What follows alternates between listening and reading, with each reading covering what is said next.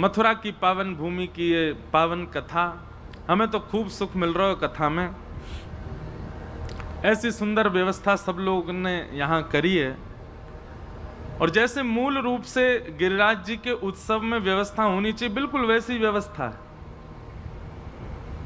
पूरे देखो क्या सुंदर कदली फल के वृक्ष लगे पूरे पंडाल में, सुंदर अशोक के ये पत्ता, ये मंगल स्वरूप है।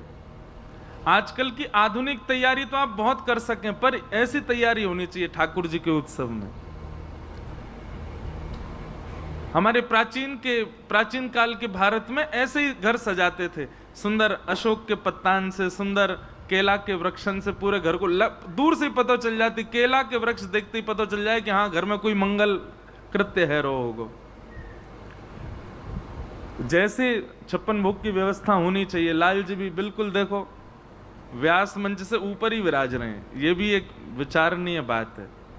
नहीं तो अधिकतर कहीं पर उत्सव होवे तो व्यास मंच के समय ही होवे, श्रम तो होवे कहवे में, लेकिन अब लोगों को व्यवस्था करवे में यूँ लगे पैसा बहुत खर्च होगा। लेकिन यहाँ देखो क्या बिल्कुल व्यास मंच से ऊपर ही बैठे हैं ठाकुर जी।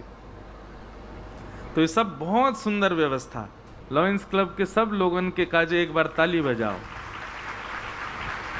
ऐसी मंगल व्यवस्था ही होनी चाहिए। आज की व्यवस्था देख के तो आनंद आ गए हो कि हाँ, लग रहा हो कि हाँ लाल जी आज भरपेट प्रसाद पाएंगे, भरपेट आनंद करेंगे। वैसे हमारे लाल जी को पेट तो इतना बड़ा ही है, लेकिन देखो सामग्री वास्तव में भाव ये लाल जी अकेले कभी ना पामे। सबरे सखान को संग लेकर के, किशोरी जी की सब सखीन को संग लेकर के, और भैया जितने भक्त ठाकुर जी के चरणाश्रित है चुके हैं अब तक, वे सबरे भक्त भी आएंगे प्रसाद पावे।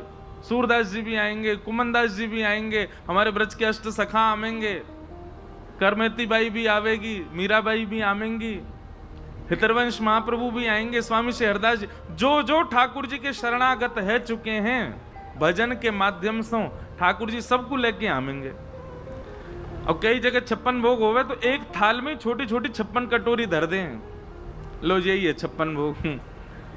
तो ठाकुर जी बेचारे शर्म के मारे कोई ये बुलावे ही ना है, बोले कहा करूं ऐसो नेक्स्ट 56 भोग धरो है। लेकिन आज तो ठाकुर जी पर्दा या मारे लगो, ठाकुर जी निमंत्रण देवे गए सबन को। अभी है ना है यहाँ पे, सबन को बुला के ला रहे हैं, आ जाओ रे भैया मथुरा में जोर को मारा, या चकाचक घुट रही है आज तो, चलो सबरे।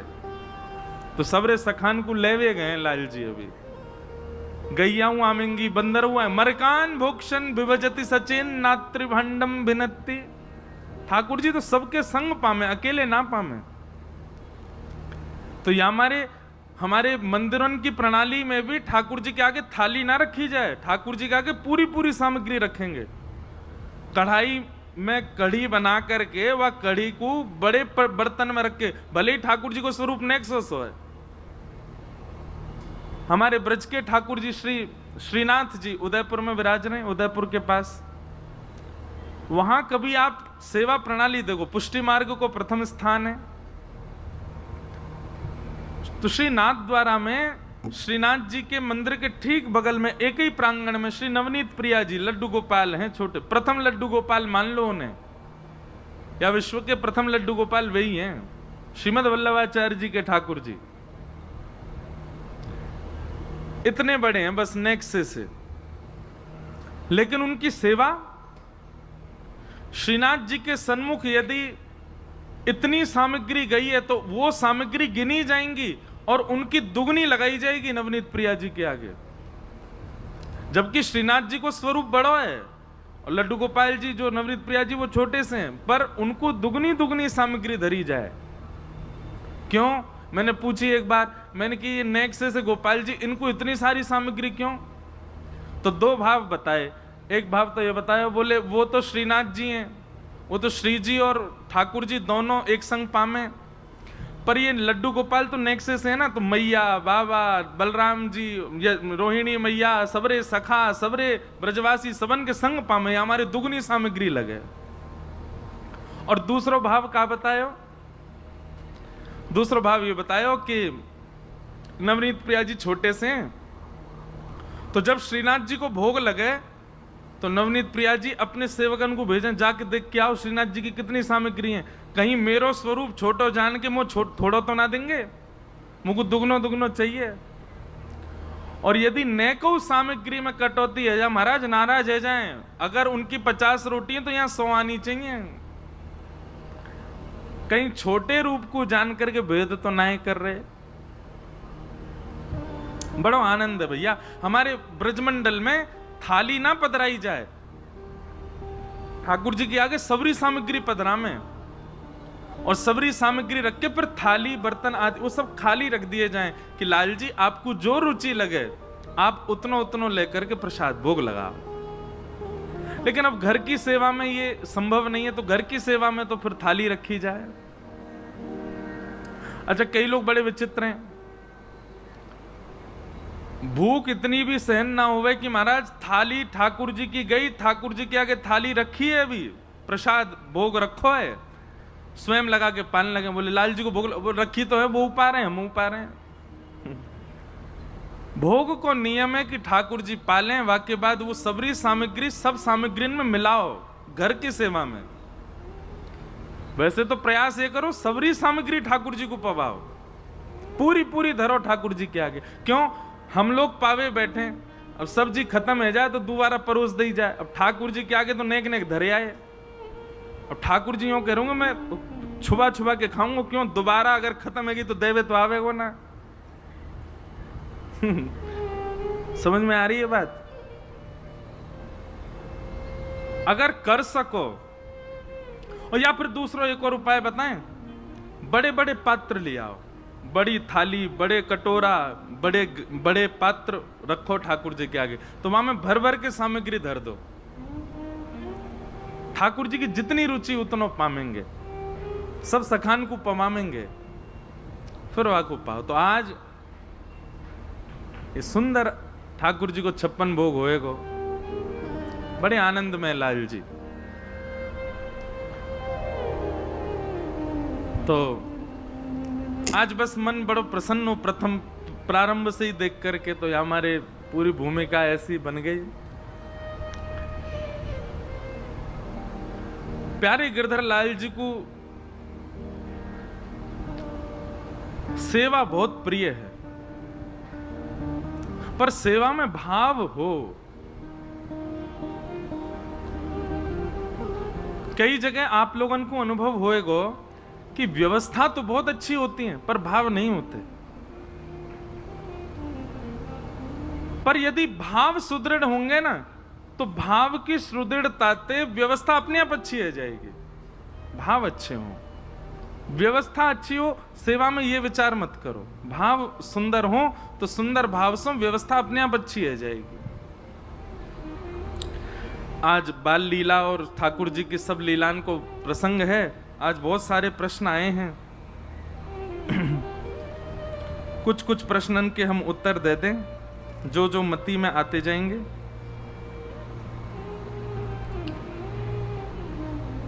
किन्हीं का प्रश्न आया, मैं पूरा प्रश्न ना पढ़ के बोल दूं कि 2 दिन पहले कथा में हमने कहा था कि भागवत जी के श्लोकों का अशुद्ध उच्चारण करने से ठाकुर जी को पीड़ा होती है।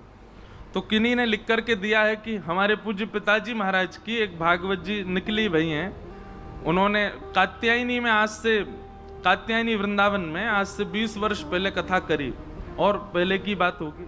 तब एक भक्त ने वो पूरी कथा लिख करके वह को संकलन निकलवायो।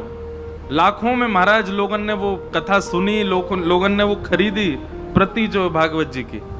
तो वही मैं लिखा कि महाराज जी हम उसको पढ़ते हैं, उसमें बीच बीच में श्लोक आते हैं, तो हम संस्कृत तो नहीं है लेकिन खंड खंड करके शब्द बोलते हैं। देखो, या से अच्छा तो श्लोक वालों जो वो है ना, वह को केवल दर्शन कर लो, उच्चारण मत करो। जैसे सच्चिदानंद रूपाय विश्वोत्पत्त्यादि हेतवे तापत्रय विनाशाय श्री कृष्णाय वयम नमः। आप केवल उसको दृष्टि डाल लो श्लोक पर, उसका उच्चारण मत करो, क्यों? उच्चारण करते ही वो अशुद्ध हो जाएगा, इसलिए उसमें नहीं बोलना है। ठीक है, तो पहला ये था भाव। अब इसमें इनको ये लग रहा है कि कहीं ठाकुर जी को श्रम ना हो। अगर हमें नहीं पता है और तो हम सेवा में कोई गलती करते हैं तो ठाकुर जी उसकी क्षमा ही कर देते हैं। अब तब तक आपको नहीं पता था, लेकिन अब पता चल गई, अब मत बोलना, ठीक है? सब लोग इधर देखो, लड्डू ने मत देखो, यहां देखो सबरे, हम लड्डू से ही बैठे हैं यहाँ पे, हमें देख लो। फिर किन्हीं का प्रश्न आया है, बहुत ध्यानपूर्वक सुनो। श्रद्धा, निष्ठा, भक्ति, प्रेम चारों पर्यायवाची शब्द हैं? नहीं, ये सब अलग अलग भाव हैं। जैसे मां के प्रति क्या होता है? मां के प्रति जो प्रेम है वो श्रद्धात्मक प्रेम है। मां के प्रति श्रद्धा भी तो होती है, लेकिन पत्नी के प्रति श्रद्धात्मक प्रेम नहीं होता। हाँ, पत्नी का पति के प्रति श्रद्धात्मक प्रेम भी होता है। वैसे तो होना तो पति का भी चाहिए, श्रद्धा रखे उसमें भी। पर ये सब तो एक प्रेम की अवस्था आजकल बढ़ती जाए तो फिर होता है कि पत्नी पति आपस में एक दूसरे के प्रति श्रद्धा रखे, मतलब पाम छुओ। लेकिन मूलतः श्रद्धात्मक प्रेम मां के प्रति होता है, पत्नी के प्रति नहीं। तो श्रद्धा, निष्ठा, भक्ति, प्रेम, ये चारों अलग अलग विषय हैं। जिसके प्रति श्रद्धा होती है तो श्रद्धा के साथ साथ आप उसको एक प्रेम के कई सारे पैरामीटर हैं, कई सारे पैमाने हैं। उसका एक पैरामीटर श्रद्धा है।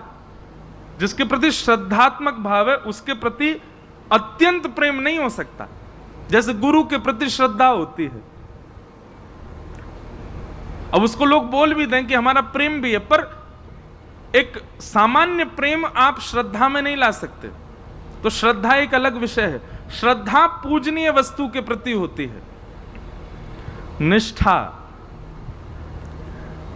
निष्ठा हमारी इनमें निष्ठा है। जैसे 33 कोटि देवता हैं, पर हमारी श्री कृष्ण में निष्ठा है। हमारा किसके प्रति आकर्षण है या किसमें हमारा विश्वास है, उसको हम निष्ठा के रूप में लेते हैं। निष्ठा भी एक अलग विषय है। और फिर जिसमें निष्ठा है उसके प्रति हमारी भक्ति है। हम भजन करते हैं, उनका स्मरण करते हैं, उनका कीर्तन करते हैं, उनका गुणगान करते हैं, तो यही श्रद्धा से निष्ठा, निष्ठा से भक्ति हो गई। और फिर उनसे हमारा प्रेम है। प्रेम एक अलग विषय हो जाता है। प्रेम की चर्चा कल के रूप में ज्यादा रहेगी। तो ये चारों देखने में अगर इनके मूल में झांक करके देखो तो लगेगा कि पर्यायवाची, पर ये पर्यायवाची नहीं है। इनमें अनुपात कहीं कहीं थोड़ा कम, ज्यादा, बहुत ज्यादा ऐसा है। प्रेम जो है वो चरमोच्च स्थिति है, वो सबसे ऊपर है। वाते नेक नीचे भक्ति है, वाते नेक नीचे निष्ठा है, और वाते नेक नीचे श्रद्धा है। तो इसलिए ये सीढ़ियां हैं। पहला पड़ाव, दूसरा पड़ाव, तीसरा पड़ाव, चौथा पड़ाव। तो प्रेम जो है वो अंतिम पड़ाव है। तो ये चारों देखने में एक से पर हैं नहीं, अलग अलग हैं। फिर आपने कहा जिन भक्तों के अंदर ये चारों अलग अलग विद्यमान होते हैं उनके भाव भगवान के प्रति के अलग अलग नहीं होंगे। जिसके अंदर श्रद्धा है तो श्रद्धा की तीव्र स्थिति निष्ठा बनेगी, निष्ठा की तीव्र स्थिति भक्ति बनेगी, भक्ति की तीव्र स्थिति प्रेम बनेगी। चारों एक साथ नहीं हो सकते, एक के बाद एक होंगे। अब 4 सिड्डी हैं, चारों पे एक संग पैर रखो, कैसे रखोगे? नहीं रख सकते। एक के बाद ही एक चढ़ सकते हो ऊपर। फिर आपने तीसरा प्रश्न किया, मैं कैसे पहचानूं कि मेरे अंदर कौन सा भाव है, प्रेम स्वरूप, भक्ति स्वरूप, निष्ठा स्वरूप या श्रद्धा स्वरूप? देखो, यदि गोपाल जी के प्रति आपका भगवान बुद्धि है कि ये भगवान है, मुझसे कोई अपराध नहीं बनना चाहिए, मैं वेद शास्त्र और गुरुजनों की बात मान मान करके इनकी सेवा करूं, तो आपकी भक्ति श्रद्धात्मक है। ये श्रद्धात्मक भक्ति हो गई। अब दूसरी आती है निष्ठा। निष्ठात्मक भक्ति में क्या होता है कि दिन रात चिंतन ही उन्हीं का बना हुआ है। उनकी सेवा करनी है, उनको सुलाना है, उनके लिए ये प्रस्तुत करना, उनके लिए वो प्रस्तुत करना। अब भक्ति भाव कथा आदि सबसे सुन सुन करके उनकी भक्ति में 24 घंटा लगे हुए हैं, तो वही श्रद्धा अब निष्ठा में परिवर्तित हो गई। लेकिन अभी भी भगवत बुद्धि है, अभी भी वो भगवान नहीं है। तीसरी हुई भक्ति। अब भक्ति में क्या होगा? भक्ति में धीरे धीरे भगवान जो हैं वो अपने जैसे लगन लगे हैं। अब उनके प्रति कोई संबंध की इच्छा सी प्रकट हो रही है। कभी तो भगवान लगते हैं, कभी यूं लगे ये तो मेरे लाला से हैं, कभी तो भगवान लगे लेकिन कभी लगे ये तो मेरे प्रियतम से हैं, कभी तो भगवान लगे लेकिन कभी ऐसा लगे ये कहीं मेरे सखा तो नहीं। तो भक्ति में श्रद्धा में और निष्ठा में वो भगवान ही हैं, लेकिन भक्ति में थोड़े थोड़े आपको अनुभव कराने लगेंगे ना मैं भगवान से परे तेरो कोई सखा हूं, ऐसी अनुभूति होने लग जाए। और जिस दिन अकाट्य रूप से ये भाव सुदृढ़ हो जाए चित्त में कि नहीं ये मेरे कोई सखा ही हैं, दुनिया के भगवान है मेरे सखा हैं, दुनिया के भगवान है मेरे लाल जी हैं, दुनिया के भगवान है मेरे प्रियतम हैं, वही इतना समझो ये प्रेम है। अच्छा, प्रेम की अवस्था में एक चीज और होती है, फिर आप ज्यादा नियमों का ध्यान नहीं रखोगे, फिर ज्यादा क्रम नहीं देखोगे कि कैसे क्या, क्या नहीं, कैसे क्या। हमारे अयोध्या के एक संत हुए, परम पूजनीय प्रातस्मरणीय श्री गोपालाचार्य जी महाराज। अब ठाकुर जी के लिए अलग आसन होना चाहिए, अलग स्थान होना चाहिए, अलग बिस्तर होना चाहिए। पर महाराज जी का मैंने दर्शन तो नहीं किया, पर मैंने सुना कि वो कभी कभी इतने प्रेम में भर जाते अपने बिस्तर पे ही सुला लेते ठाकुर जी को, और ऐसे गले में अंक में भर के सो जाते लाल जी को। ये प्रेम की अवस्था आ गई। कभी कभी उनके मन में भाव आता तो ठाकुर जी की रात में 2 बजे ही उठ के सेवा कर देते, और सेवा करके नवा धुबा के श्रृंगार करके 4 बजे फिर पौड़ा देते। ये प्रेम की अवस्था में पहुंच गए। फिर उनका नियम था कि कहीं भी कोई वस्त्र आदि कुछ उनके कोई भेंट में दे जाता तो उस वस्त्र में बढ़िया रुई वुई बना भर के, कोई हाथी बना दिए, गैया बना दी, कोई कछु अपने हाथ से कछु ना कछु खिलौना बनाते अपने गोपाल जी के लिए, और उनको एक बक्सा में रखते। कभी मन है जातो तो शिष्यन से कहते हाँ भाई बक्सा खोलो, सबरे गैया घोड़ा सब निकारो बाहर। ठाकुर जी के चारों ओर सजा के एक बार दर्शन करके फिर उनसे कहते वापस धर दो। अब शिष्य जन जाते वापस जैसे धरते तो कोई शिष्य ने आके कही, बोले गुरुजी वो घोड़ा गैया हाथी वो सब बक्सा में आ ही नहीं रहे। महाराज जी कहते, बोले हम बे बाहर आके भोजन करके पेट फूल गो सबन को, अब मोटे है गए अब नहामेंगे। ये प्रेम की स्थिति है। तो यदि उनके प्रति भगवत भाव है तो आप श्रद्धा में हो, भगवत भाव में तीव्रता आ गई है तो आप निष्ठा में हो। लेकिन भगवत भाव अब कोई संबंध में परिवर्तित होता सा लग रहा है तो आप भक्ति में हो, और पूर्ण रूपेण संबंध ही हो गया है तो आप प्रेम में हो। ये 4 भाव। ठाकुर जी को जब देखो जहां देखो, फिर मतलब स्थिति ऐसी हो जाए कि अगर आपके गोपाल जी सखा हैं तो सखा ही हैं। अब चाहे आप बिहारी जी चले गए, बिहारी जी जाकर के लाखों की भीड़ में आप खड़े रहे और लाला ठीक है भैया आनंद कर, बढ़िया खूब चकाचक पा लाला, खूब सुखी रहे, आपके मन से ये भावना आएगी नहीं कि बिहारी जी अलग हैं, आपके प्रति सखा ही भाव रहेगा। हमारे अयोध्या के एक संत वो राम जी को अपना चेला मानते थे। क्या मानते थे? क्यों मानते थे? क्योंकि वशिष्ठ कुल में उनका जन्म हुआ, तो वशिष्ठ कुल में जन्म होने के भाव से वो राम जी को अपना चेला मानते। दुनिया के लोग तो कनक बिहारी जी का दर्शन करते, हाथ जोड़ते प्रणाम, वो जाते और मंदिर में जाके ऐसे खड़े हो जाते, सुखी रहो, प्रसन्न रहो, आनंद करो राघव, हमारा खूब आशीर्वाद तुमको, तुम ऐसे ही रहो।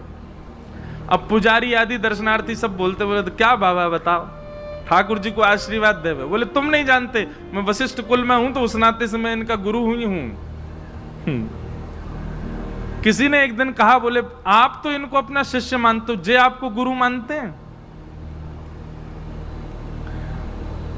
तो आप श्री ने राम जी से जाके कहा, बोले चेला राम, अब लोगों को संशय हो रहा है कि तुम हमको गुरु मानते हो कि नहीं, सबको बताओ।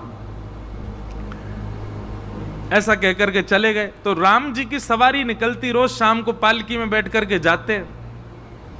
तो पालकी में जो चल स्वरूप ठाकुर जी का विराजमान होता, वो जैसे ही अयोध्या की यात्रा पर जाता, एक स्थान पर आकर के ठाकुर जी का मुकुट गिर जाए।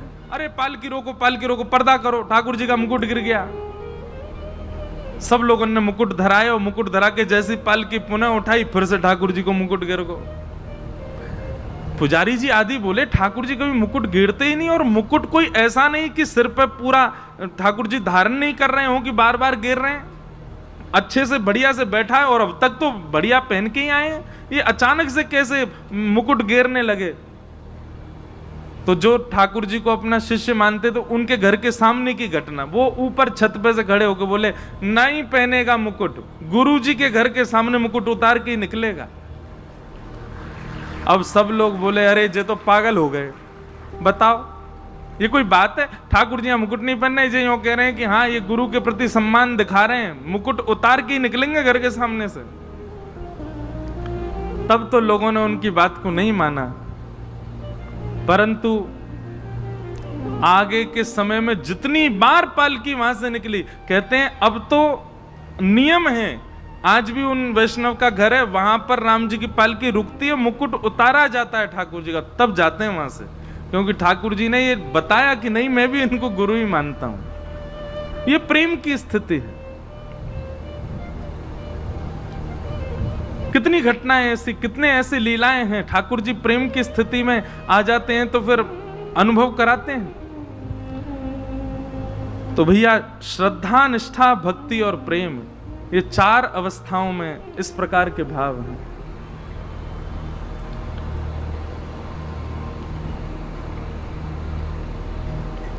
फिर किसी का प्रश्न आया, आजकल मनुष्य के मन में हमेशा किसी ना किसी बात को लेकर अशांति बनी रहती है, जीवन में किस प्रकार मन को शांत किया जा सकता है? कुछ महापुरुष का कहना होता है कि त्याग से शांति मिलती है, क्या वास्तव में ऐसा कहना सही है? किसी महापुरुष ने नहीं कहा है कि त्याग से शांति मिलती है, स्वयं आदि पुरुष भगवान कृष्ण कहते हैं त्यागात शांति अनंतरम। श्रीमद् भगवत गीता में कहते हैं जितना त्याग में जीवन होगा उतने शांत रहोगे जीवन में। सबसे ज्यादा अशांत कौन है? जिसने बहुत भर रखा है, जिसने बहुत अपने पास इकट्ठा कर रखा, सबसे ज्यादा अशांत वही है। और सबसे ज्यादा शांत कौन, प्रशांत कौन? जिसके पास ज्यादा व्यवस्था नहीं, ज्यादा विस्तार जिसने नहीं किया। क्षमा करना, यहाँ कई बहुत हमारे मथुरा के लक्ष्मीपति लोग भी बैठे होंगे, पर जितनी ज्यादा प्रॉपर्टी खरीद लो, जितने ज्यादा पैसा इन्वेस्ट कर दो, बड़ी बड़ी बिल्डिंग बना, उतनी अशांति बढ़ती चली जाएगी, उतना व्यक्ति विचलित सा रहेगा, उसको उसके मन में शांति आ ही नहीं सकती। इसीलिए भगवान कहते हैं जितना जितना हो सके त्याग करो, जितना कम सामान उतना सफर आसान। अब आप 10 लगेज लेकर के फ्लाइट में जाओ, परेशान है जाओगे, ये सामान वो सामान यहां धरो वहां धरो। और एक बैग लेके जाओ, हम 2 जोड़ी कपड़ा ले जाओ, खूब सुखी से जाओगे, आनंद से आराम करते हुए। ठीक वैसे ही जीवन भी एक सफर है, इसमें जितना ज्यादा भर लोगे उतनी अशांति रहेगी, और जितना कम रखोगे उतने प्रसन्न हो। आपको पता है, एक बात बताएं, भगवान श्री कृष्ण के 3 ही सखा थे, प्रभु श्री राम के 3 ही सखा थे। ज्यादा ऐसे तो भगवान ने प्रेम बहुत लोगों से किया, भगवान ने अपना संबंध, अपना व्यवहार कई लोगों से रखा। ब्रजमंडल के सखान की बात अलग है, लेकिन वैसे पूरे जीवन में संग रहने वाले, ठाकुर जी की लीला में संग रहने वाले, राम अवतार में भी 3 ही थे, कृष्णावतार में भी 3 ही थे। राम अवतार में प्रथम सखा कौन, मित्र किसको बनाया ठाकुर जी ने, राम जी ने? केवट को। उसके लिए सखा का शब्द आता है, राम जी ने उसको अपना सखा माना। और सखा कौन? जिसके पास दोबारा जाया जाए वो सखा। प्रभु श्री राम बोल के गए, बोले हम जब लंका से लौट अपनी 14 वर्ष की यात्रा पूरी करेंगे, हम आएंगे तुम्हारे पास। और राम जी गए उसके पास में, तो पहला सखा केवट। दूसरा सखा वानर राज सुग्रीव, और तीसरा सखा जिसको बाद में लंकापति बनाया विभीषण। ये तीन ही सखा थे राम जी के। अब प्रेम तो बहुत लोगों से था, पर सखात्मक रूप से जिसको स्वीकार किया प्रभु श्री राम ने, तो तीन ही है। ऐसे ही भगवान श्री कृष्ण के भी तीन ही सखा हैं। पहले अर्जुन, वैसे पहले नंबर पे अर्जुन है नहीं, सबको लगता है कि पहले नंबर पे अर्जुन है। पहले नंबर पता कौन है? उद्धव। कौन? उद्धव। वृष्णीनाम प्रवरो मंत्री कृष्णस्य दैत सखा। केवल सखा नहीं, दैत सखा। शिष्यो बृहस्पतिर साक्षात उद्धवो बुद्धि सत्तम। तो भगवान के प्रथम सखा कौन है? उद्धव। भगवान के दूसरे सखा सुदामा। भगवान के तीसरे सखा अर्जुन। ज्यादा बना ही नहीं ठाकुर जी ने। क्यों? संबंध भी ज्यादा, व्यवहार भी ज्यादा, व्यापार भी ज्यादा, विस्तार भी ज्यादा। जितना ज्यादा रहेगा उतनी टेंशन रहेगी। ठाकुर जी बोले वैसे कम टेंशन है मुझे, मैं और सखा क्यों बनाऊं? ज्यादा सखा नहीं रखे ठाकुर जी ने। इसलिए भैया ये कोई महापुरुष की वाणी नहीं है, ये महापुरुष की वाणी है, ये आदि पुरुष की वाणी है, ये योगेश्वर कृष्ण की वाणी है। त्यागात शांति अनंतरम। जितना हो सके त्याग करो, जितना हो सके कम रखो। फिर आपने दूसरा प्रश्न किया, क्या हम सभी को अपने जीवन में गुरु बनाना अनिवार्य है? क्या बिना गुरु दक्षिणा नहीं बेटा, उसको दीक्षा बोलते हैं। अगर ये बड़े हो तो सॉरी बेटा बोल दिया हमने।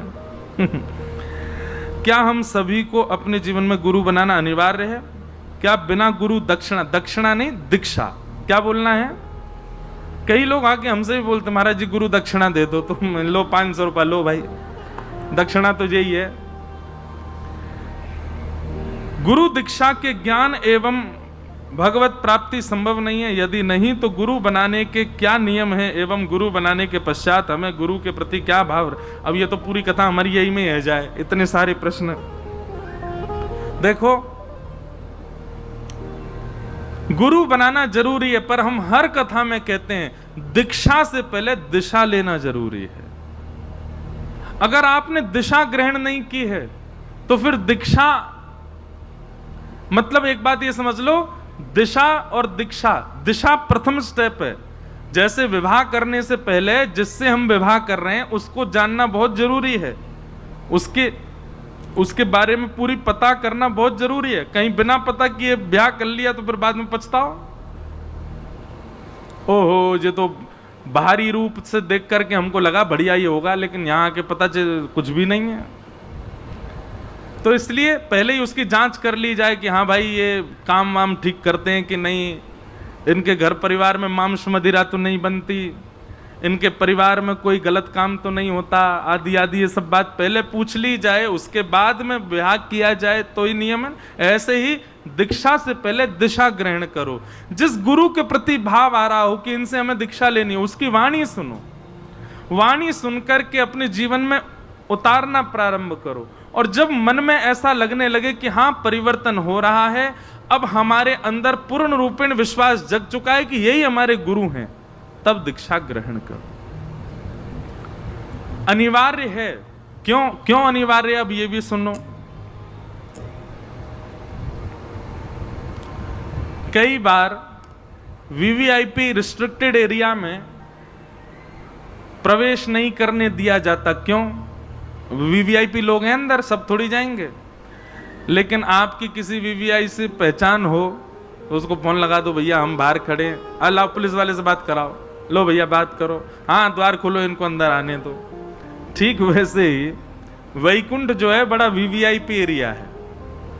गोलोक धाम जो है ये वीवीआईपी एरिया है। साकेत धाम वीवीआईपी एरिया, यहां सबको एंट्री नहीं है। लेकिन जो भगवत वार्ता करते हैं, जो वैष्णव भाव में रहते हैं, जो ठाकुर जी की सेवा करते हैं, जो गुरु पदवी पर विराजमान है, उनकी कहीं ना कहीं वहां पहचान है। अगर हम मृत्यु के बाद वहां जाना चाहें तो हमको नहीं जाना दिया जाएगा, लेकिन हम कंठी दिखा करके, अपने शंख चक्र दिखा के, तिलक दिखा के गुरु जी का नाम बोल दें, बोले उनके शिष्य हैं, तो द्वार खुल सकता है, भीतर प्रवेश मिल जाएगा। इसलिए गुरु दीक्षा आवश्यक है। समझ में आई बात?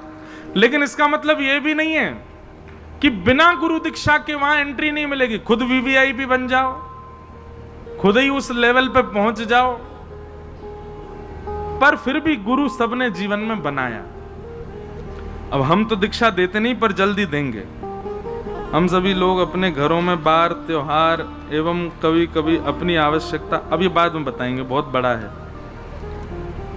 महाराज जी, मेरे आपसे 2 प्रश्न हैं। पहला प्रश्न कि श्रीमद् भागवत के अनुसार कुंती कृष्ण की बुआ थी और कृष्ण जी बहन, हम समझ गए क्या है। आप ये पूछना चाह रहे हैं कि भगवान की बहन है सुभद्रा और भगवान के भैया अर्जुन, तो सुभद्रा जी का ब्याह अर्जुन से कैसे हो गया? वो दोनों तो बहन भाई हुए।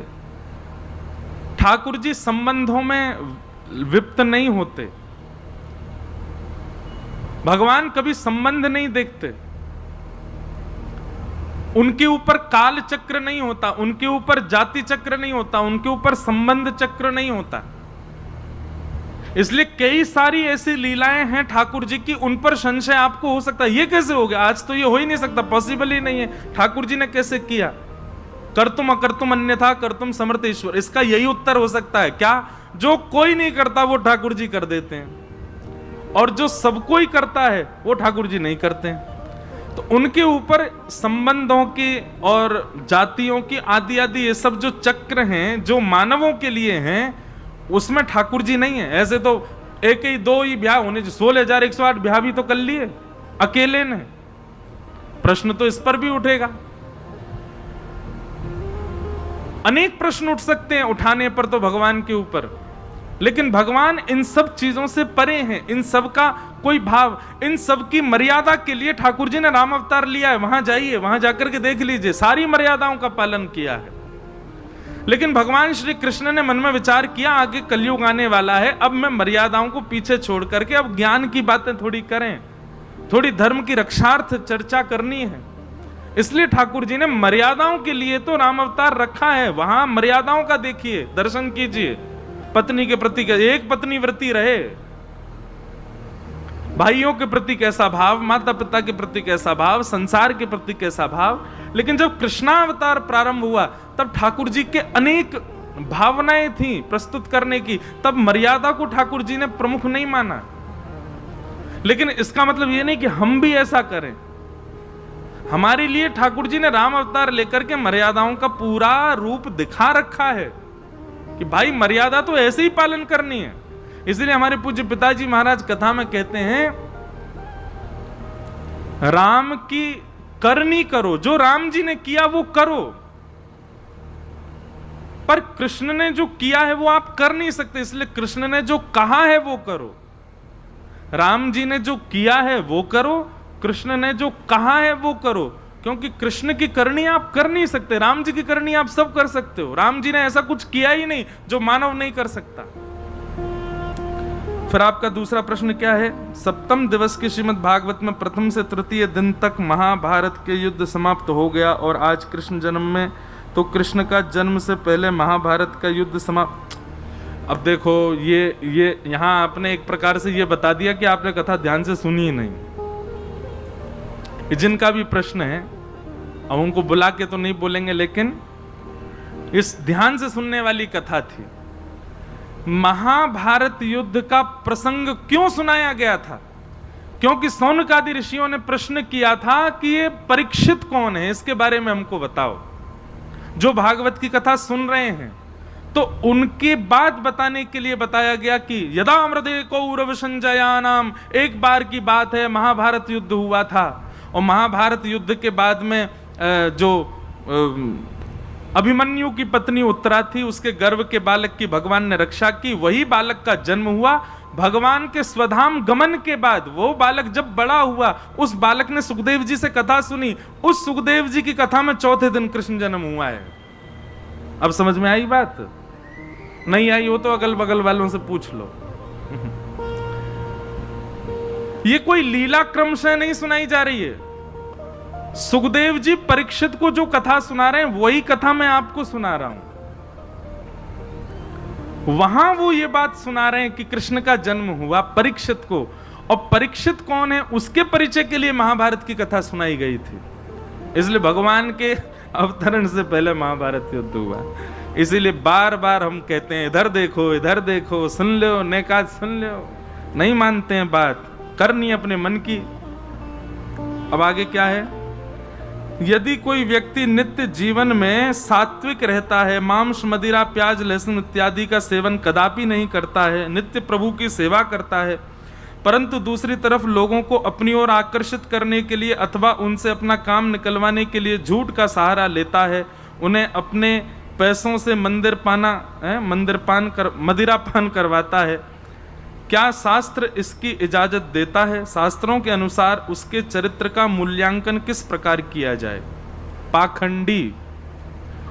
किस रूप में? पाखंडी। इसी को तो पाखंड कहते हैं। क्या हम ये नहीं करेंगे, हम वो नहीं करेंगे, हम ऐसा नहीं खाते, हम वैसा नहीं खाते, हम बिल्कुल शुद्ध हैं, पवित्र हैं, पर अपने स्वभाव में सारी वो वस्तुएं हैं जो एक पापी के भीतर होनी चाहिए। केवल अपने आकर्षण के लिए, अपने भाव के लिए ही दिखा रहे हैं सबको कि हम इतने पवित्र और इतने वास्तविक जीवन में हैं।